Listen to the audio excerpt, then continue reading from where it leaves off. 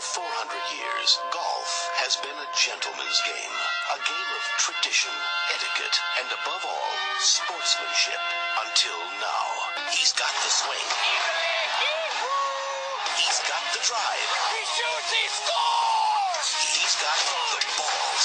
Oh, God, I hurt a little, but I'm all right. Yeah, we're going to be speaking to a man who gave up his job to become a professional golfer. You might think, it's a bit weird, isn't it? Giving up your job, your career, the way you earn money to become a pro golfer. Well, if you're good, you're good. Maybe it could be lucrative. Oh, no, this man has never regularly played golf in his life. He's done a little, every couple of weeks he might have a little round. But he's no golfer. He's given it all up to play golf. Find out why and why he's doing it, because it's a cracking story on its way. When I say we're going to speak to a professional golfer, you might well be sitting there thinking, you got Tiger Woods coming on. Here's Monty about to pitch up. No, we've done much better than that. Clive Relf, how are you, sir? I'm very well, Ian. How are you? I'm good. You're right up there with the greats now. You realise that, Clive? Absolutely. A special jingle just about my balls. I'm absolutely made. It's not bad, is it? Not bad at all. Listen, I mean, what you've done is frankly incredible, and you've done it. I think everybody should hear out this story, because it might seem at first a bit weird, and some might say, a bit mental, but there's good reasons behind it, and what's going to happen at the end of it, I think, is going to be fantastic. But essentially, you've given up your job to become a pro golfer. Yeah, that's kind of true. I think a pro golfer is stretching the point a bit, really. I'm not hoping to earn my living from playing professional golf. However, I am hoping to raise lots of money through playing golf this year, yes. Now, if this is it, what were you doing before you gave up your job, Clive? All my working life, I've been a regional manager working in various different industries, but most recently banking. So I've been running banks for the last 7 or 8 years of my life. And you thought, I've got to get out of this somehow? Kind of, yeah. Not quite that strong, but I felt like I needed a change. I needed to do something different, yes. Now, you're an occasional golfer, it would be fair to say. That's right, yeah. You know how it works. I do. You can... But you can putt, you can swing, but you're by no means a full-time golfer. No, far from it.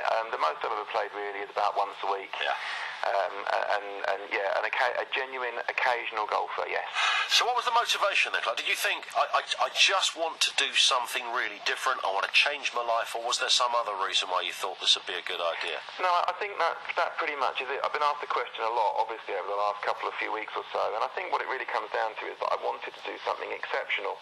I've led a conventionally successful life, I think it'd be fair to say. I've worked hard, went to university, studied hard, worked hard, done relatively well, but actually I felt it wasn't really stretching me as much as I wanted to be stretched. I wanted to do something that was really going to be genuinely exceptional, and what I really put the thought into was how I could do that for my own reasons, but also benefit other people too.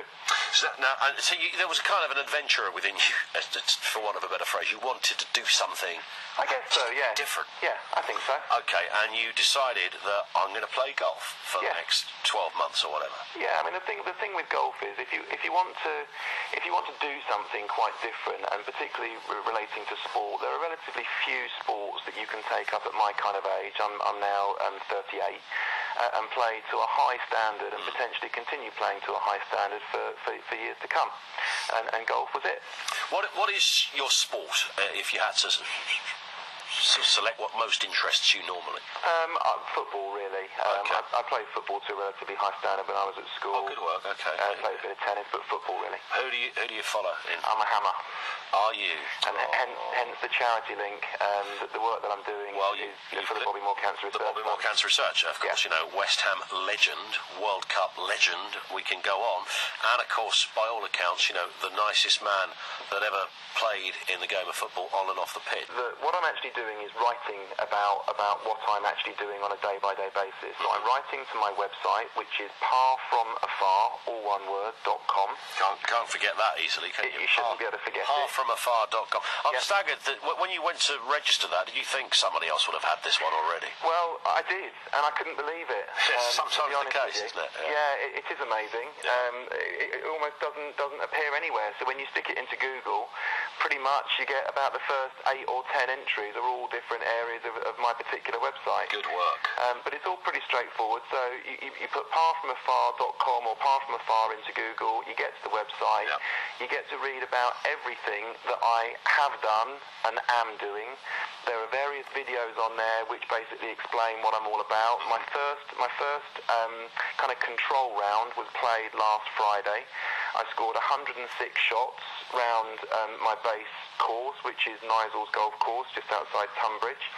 I played that round, I played it on my own actually, but my coach Ian Naylor actually videoed every single shot that I played. Cool. It's been set to music, so it's actually relatively amusing. There's also a bit of information there as well.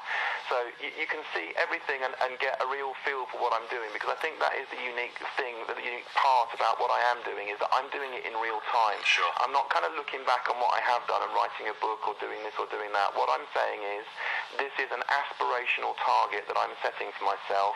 I want to be a scratch golfer by the end of this year. I want to have an official UK EGU handicap of 0 by the end of this year. Wow. And I will do everything I can within my power to actually achieve that target. I mean, that's a huge. I mean, my golf knowledge, it's not up there with the best, but I do know that is a very that's a high bar you've set there. It's an incredibly searching target, yes.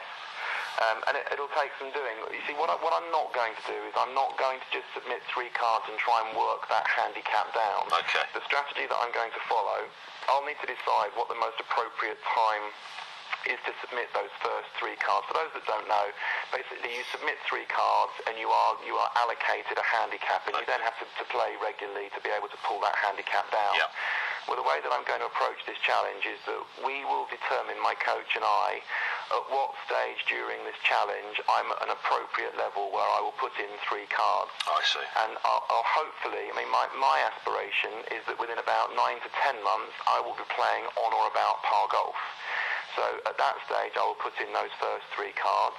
I will get issued whatever handicap I get issued, which then leaves me just enough time towards the end of the challenge to then pull myself down for whatever gap I've got between what handicap I'm allocated and the scratch that I'm actually trying to achieve.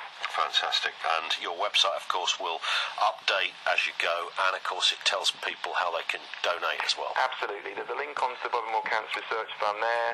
All of my instructional videos, there are several instructional videos that my coach has been through with me. They're already on the site. All of my progress will be updated, my thoughts and feelings. I just got to say as well, I've already had a significant donation that was actually as a result of a previous interview that I did with you guys at TalkSport. The guys at the Dulwich and Sydenham Hill Golf Club heard a previous interview that I did. They're holding a society day later on this year. They've invited me along, and they basically said that if I wanted to come along and support it, they would donate all of the proceeds for that golf day towards my challenge. That's about 1,500 quid that I've got in from the first couple of days, which has been a massive boost for me, because I have to say the public support and the public interest has been fantastic, but I have to say that the donations have been relatively slow, and it's only day 3 that we're talking, but it's a bit of a leap of faith that I've taken, stepping away from paid employment to try and do this. Yeah. But to actually have some money come into the coffers is fantastic, and it gives me a lot of hope. I'll tell you what we'll do, Clive, as well. If it's good with you, we'll catch up with you, a couple of months in, if that's all right. Oh, that'd be great. It'd be my pleasure. The more I can talk to people about what I'm doing, the better for everyone, really. That's fantastic. Listen, Clive, do stay there, sir. Thanks for coming on with us. That's Clive Relf, who quit his job, said, I'll do something different. But while I'm at it, I'll do something a bit useful. I'll, raise some money. He's chosen the Bobby Moore Cancer Research Fund to raise cash for. He's going to become a pro golfer, pretty much, by the end of the year. Zero. He said the word 0. He said the word 0. Go to his website, parfromafar.com.